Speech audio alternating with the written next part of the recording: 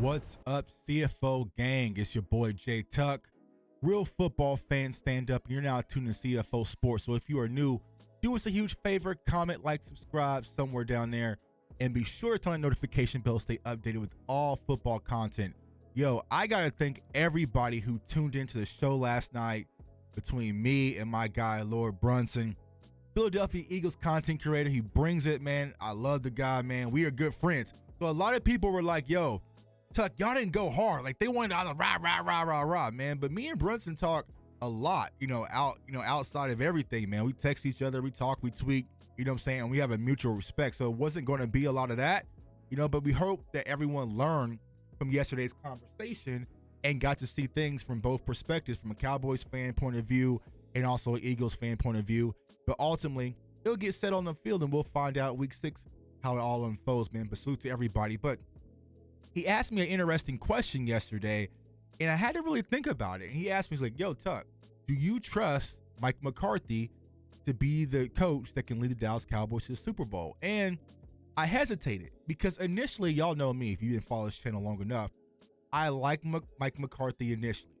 I tweeted like, yo, Mike McCarthy would be a good hire. First season, I was a little skeptical because it took me a lot to recalibrate the way that he was coaching. There was a lot of boneheaded decisions. We all know challenges, clock management. It just isn't his thing. Going for it on 4th down. But last year, I kind of said a little bit, and I know y'all are saying, yo, Tuck, he still had those issues. Think about the 49ers game. He called a quarterback draw on the last. So I get that. But yo, I feel like Mike McCarthy is an adequate enough coach to lead the Dallas Cowboys to the Super Bowl, not playoff wins, to the Super Bowl. Now, here's the problem when it comes to Mike McCarthy. The front office. I don't think the front office allows Mike McCarthy to fully be Mike McCarthy. And that really hit me yesterday after the show. I went back and watched the press conference that Mike McCarthy had, and he got choked up, of course, talking about everything going on, in the world, as I'll say. So he got choked up a little bit, but when you listen to Mike McCarthy speak, he's very blue collar, just keeps everything close to the chest, and really wants to be football oriented. So the Mike McCarthy that you see that does an individual press conference is a lot different from the Mike McCarthy you see when he has Jerry and Steven sitting side by side and he's like chucking it up. And I understand it. We all have managers that we work for, that they're a real cool manager, a real cool boss.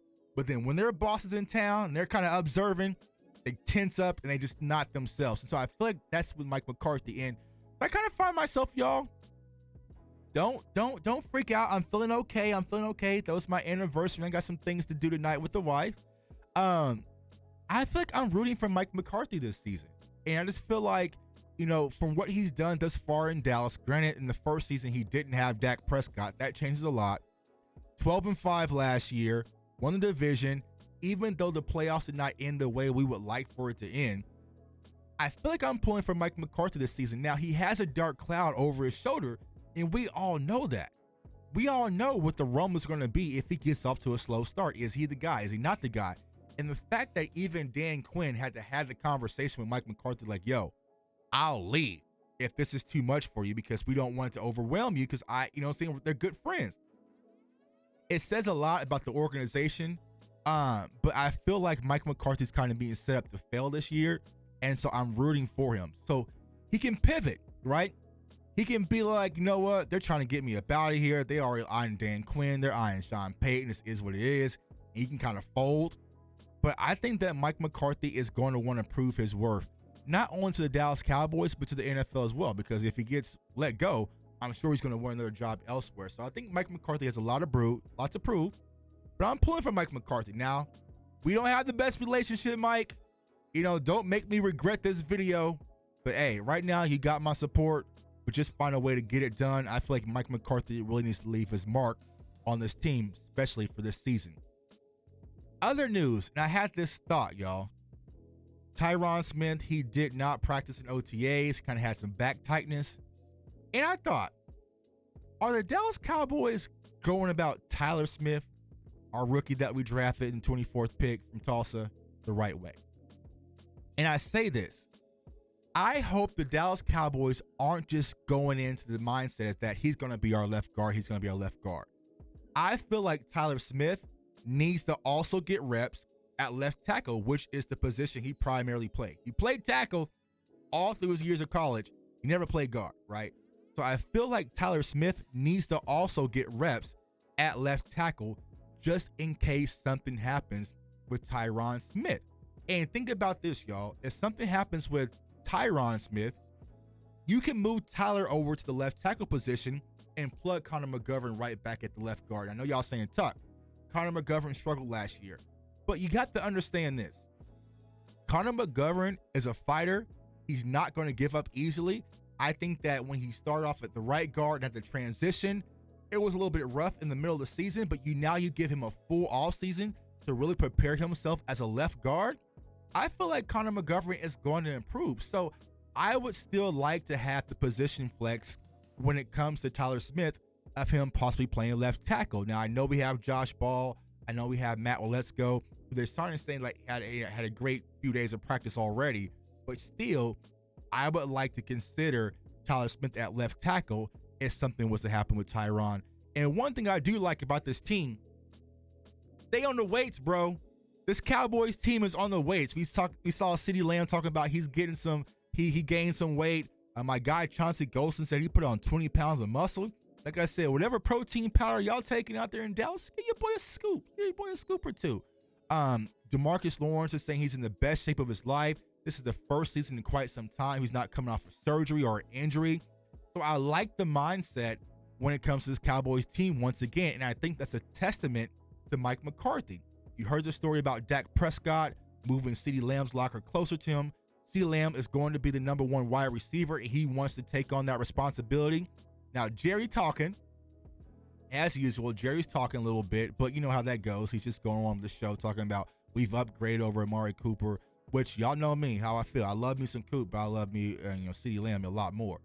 So I get it, right? But I like the kind of the temperament I'm starting to see from this team thus far. You know, it kind of got off rocky, especially early on. A lot of pollution, a lot of noise, but now we're getting purely to football, and I'm excited about it. Salute to our guy, Micah Parsons, the Lion. You know, it's his birthday today, so salute to Micah Parsons, one of the realest players I met. You know, he's just a real down-to-earth guy. Hard not to root for Micah Parsons, and I hope he takes a leap forward next year as well, which we all expect. But y'all, I think this team is surprisingly going to be okay. I know we have a lot of concerns. Now, I'm not going to lie. I am concerned about the wide receiver core. We saw Jalen Tolbert kind of have an issue with the foot. James Washington was in a boot. You know, you have CeeDee Lamb, Simi Fioco, and there's some other guys floating around. So this wide receiver core is something we definitely have to keep our eyes out on. But from the other standpoints, position-wise, I heard this conversation about playing Tony Pollard at wide receiver.